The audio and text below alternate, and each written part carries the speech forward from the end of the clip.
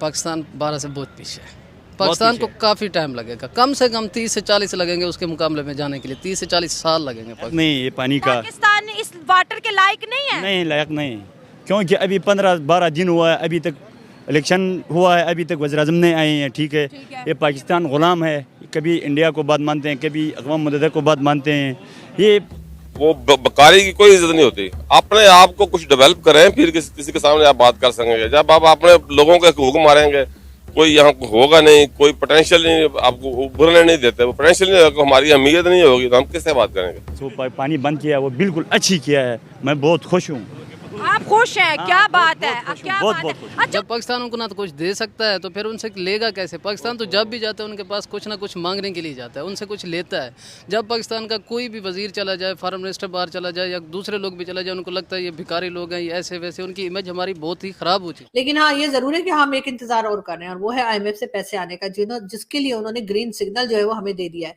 जी हाँ, green signal आ चुका है पाकिस्तान की तरफ। अब यकीनन हमें बहुत जल्दी जो है आईएमएफ से लोन भी और मिल जाएगा। $6 बिलियन का बताया जा रहा है। खैर, जो लोग हमें भारत से देख रहे हैं उनके लिए तो खैर 6 बिलियन कोई खास चीज नहीं है, इसलिए कि उससे ज्यादा बजट तो सिर्फ कश्मीर में लगा दिया गया है। लेकिन नमस्कार दोस्तों, जय हिंद। भारत ने एक बार फिर से पाकिस्तान को एक बहुत ही बड़ा जोर का झटका दे दिया है, और यह झटका इतना बड़ा है कि इसके बाद पाकिस्तान में जल युद्ध शुरू होने वाला है। अब हुआ यह है कि भारत की रावी नदी पर डैम बनकर तैयार हो चुका है, और अब भारत से पाकिस्तान जाने वाला रावी नदी का पानी रुक चुका है। पाकिस्तानी मीडिया समेत पाकिस्तान की सरकार तक में यह हड़कंप मचा हुआ है कि भारत ने पाकिस्तान का पानी बंद कर दिया है और पाकिस्तान को बूंद बूंद के लिए मोहताज कर दिया है। भारत और पाकिस्तान के बीच में जो जल संधि की गई थी, पाकिस्तान ने उसका कई बार उल्लंघन किया है और बार बार पूरी दुनिया के सामने भारत को गलत साबित किया है। तो अब इस बार भारत ने भी पाकिस्तान का पानी बंद कर दिया है और पाकिस्तान को उसकी औकात दिखा दी है।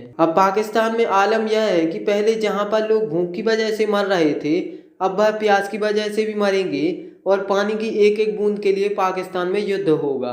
जो कहते हैं ना, उससे सहूलत जम्मू एंड कश्मीर को मिलेगी। अच्छी किया है इंडिया ने, अच्छा किया है। वो कैसे? क्योंकि इंडिया दुश्मन मुल्क है हमारा वो हम मानते हैं, वो अच्छी किया है। बस पाकिस्तान की वज़ीर-ए-आज़म नहीं, पाकिस्तान की बड़ों ने बड़ा नहीं, तो ये पाकिस्तान गुलाम है।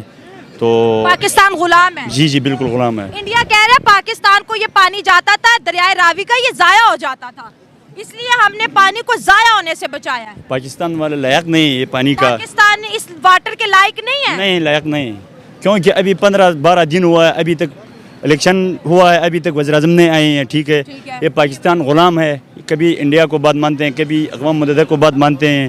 ये पाकिस्तान है नहीं। बस पाकिस्तान क्या है? पाकिस्तान में इमरान खान है, वो अभी तक जेल में है, और नवाज शरीफ और जरदारी क्या है, बस वो पानी बंद किया है, वो बिल्कुल अच्छी किया है, मैं बहुत खुश हूँ। आप खुश हैं? क्या बात है, क्या बात है। अच्छा, और पाकिस्तान में कोई तो अपनी कंट्री के लिए स्टेप ले लिया है कि जम्मू कश्मीर और पंजाब के उन्होंने इरिगेशन के सिस्टम को बेहतर बनाना है। सवाल तो हम पे उठता है कि हम हमेशा कहते हैं हम डिपेंडेंट है भारत पे पानी के लिए, हमने खुद क्या इंतजाम किया अपनी कंट्री में, अपनी कंट्री पे क्या बोलेंगी? नहीं, आपको तो ये सवाल करना ही नहीं चाहिए था। अभी पिछले दिनों आपने इलेक्शंस का हाल देख लिया था।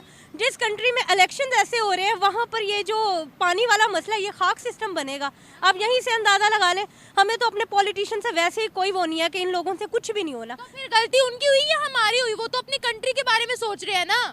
गलती हमारी भी, मैं तो बोल रही हूँ कि हमारे पॉलिटिशियन एक सीट पकड़ी हुई है, धक्के दे दे के एक दूसरे को वहाँ पर बैठ रहे हैं, आवाम मर रही है, भूख से मर रही है, कोई किसी को कोई भी वो नहीं है।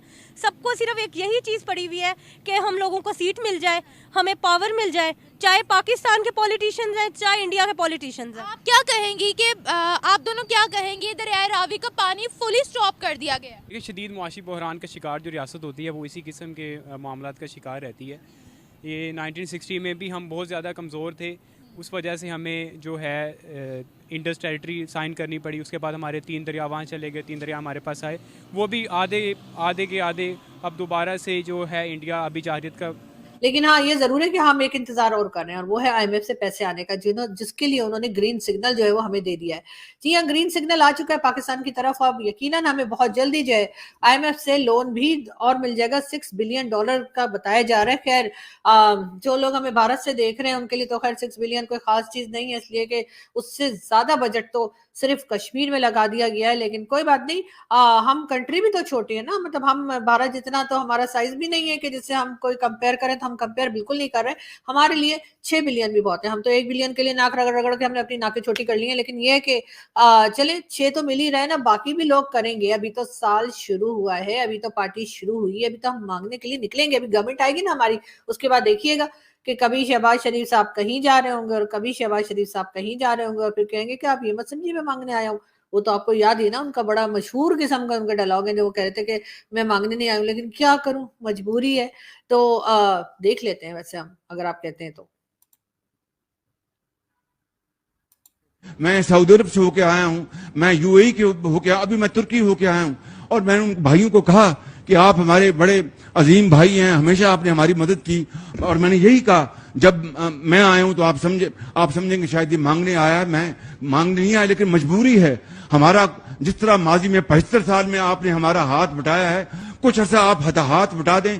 तो मैंने कहा मैं वादा करता हूं कि इंशाअल्लाह हम पूरी कौम हम मिलकर दिन रात मेहनत करेंगे, पसीना गराएंगे, अपने पांव पे खड़े होंगे इंशाअल्लाह, जरूर खड़े होंगे इंशाअल्लाह।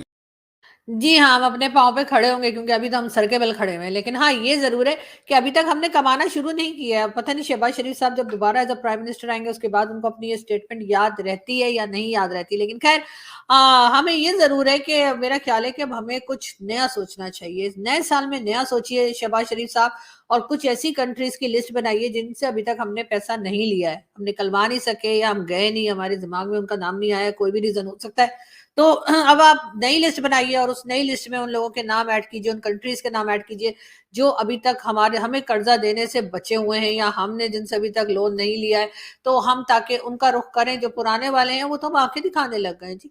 हाँ, देखो जरा, अगर थोड़े दिन हमने उनसे पैसे मांग लिए और उसके बाद हमने वापस नहीं किए और हमने कह दिया कि दे देंगे, भाग नहीं रहे, तो इस बात पे जो है वो मतलब नाराज हो जाते हैं वो तो। और चले जो काफिर कंट्रीज हैं, जैसे कह लें अमेरिका हो गया, चाइना हो गया, या कोई और ऐसी कंट्री जो यूरोपियन कंट्री से अगर हम कुछ लेते हैं, तो वो तो फिर भी कुछ आंखों में उनके लिहाज होता है। लेकिन ये इस्लामिक कंट्री वाले, सऊदी अरब वाले, तो ये कहा जाते हैं एकदम खाने के लिए। लेकिन खैर कोई बात नहीं, बड़े बड़े देशों में ऐसी छोटी छोटी बातें होती रहती हैं। और साथ ही जैसे मैंने कहा कि कुछ नई कंट्रीज के नाम भी आप लोग भी सोचिए। मेरे ऑडियंस से भी मेरी रिक्वेस्ट है, प्लीज आप लोग कुछ नाम सोचिए और हमें बताइए कि कौन सी ऐसी कंट्रीज हो सकती है जिससे पाकिस्तान ने अभी तक कर्जा नहीं लिया है, ताकि हम उनके पास लोन मांगने के लिए जाएं। वैसे तो पड़ोस में भी इलेक्शंस हो रहे हैं, आपको तो पता ही है ना पड़ोस में किसका जिक्र कर रही हूँ। हाँ, तो हो सकता है कि वहां तक आवाज चली जाए मेरी। हो सकता है किसी वक्त मोदी जी मेरा वीडियो देख लें और कहें चलो इन्हें भी कुछ 2-4 या 10-12 बिलियन डॉलर दे देते हैं, इसलिए कि वैसे भी आप लोग जो है वो आगे जा रहे हैं। और 2027 में भारत, जैसे कि कहा जा रहा है कि वर्ल्ड थर्ड लार्जेस्ट इकोनॉमी बन जाएगा, तो इतना पैसा लेके क्या करेंगे? तो थोड़ा पैसा हमें भी दे दें, दुआएं मिलेंगी, और दुआओं से कहते हैं बहुत सारी प्रॉब्लम्स हल हो जाती हैं। तो हो सकता है आप लोगों की कई प्रॉब्लम्स जो है हमें पैसा देने से सॉल्व हो जाए।